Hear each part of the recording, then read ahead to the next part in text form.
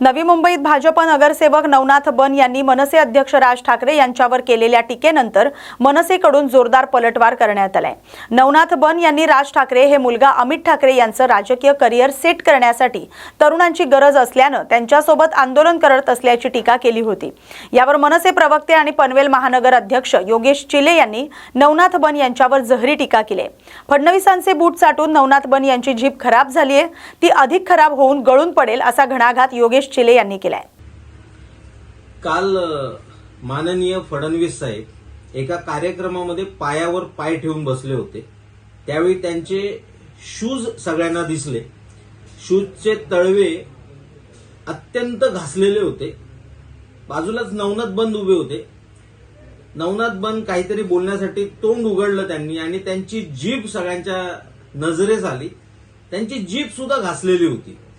आधी काही कळलं नाही, परंतु नंतर लक्षात आलं माननीय फडणवीसांचे शूज चाटून चाटून नवनाथ बन यांची जीभ सुद्धा घासली गेलेली आहे। आमचं नवनाथ बन यांना इतकंच सांगणं आहे की एवढी पण जीभ घासून घेऊ नका, एवढे शूज चाटू नका फडणवीसांचे की ती जीभ तुमची तुटून पडेल।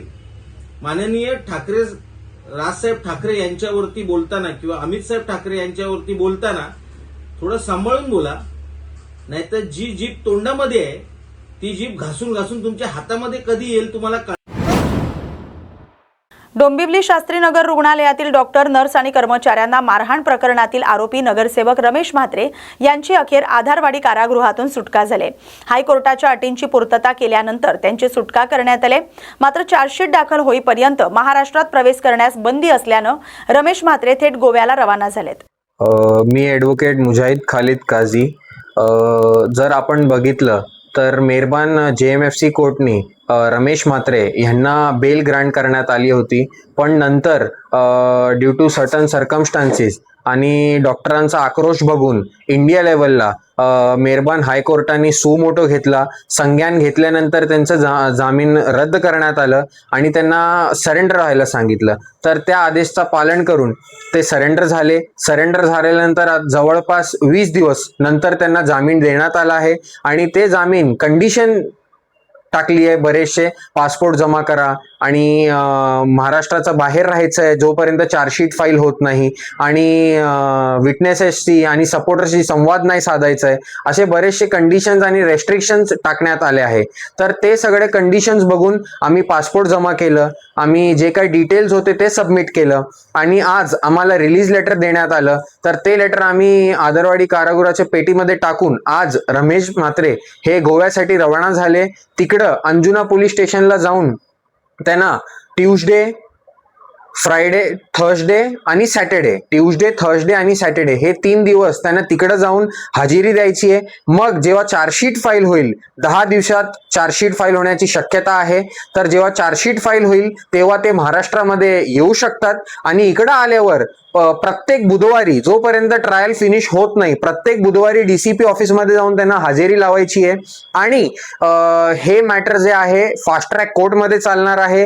या मॅटरसाठी एक स्पेशल पब्लिक प्रॉसिक्युटर असणार आहे आणि बीइंग अ डिफेन्स ॲडव्होकेट आम्ही ट्रायल चालवायला तयार आहोत आणि आम्ही किंवा रमेश म्हात्रे प्रॉसिक्युशनला सहकार्य करू आणि हे मॅटर फास्ट ट्रॅक कोर्टमध्ये चालू। या गुन्ह्यामध्ये एकूण 5 आरोपी आहेत। कोणाकोणाला जामीन झाला आणि कोणाकोणाला महाराष्ट्राच्या बाहेर तरी जे महिला आहे ते अजूनही आधारवाडी कारागृहात आहे।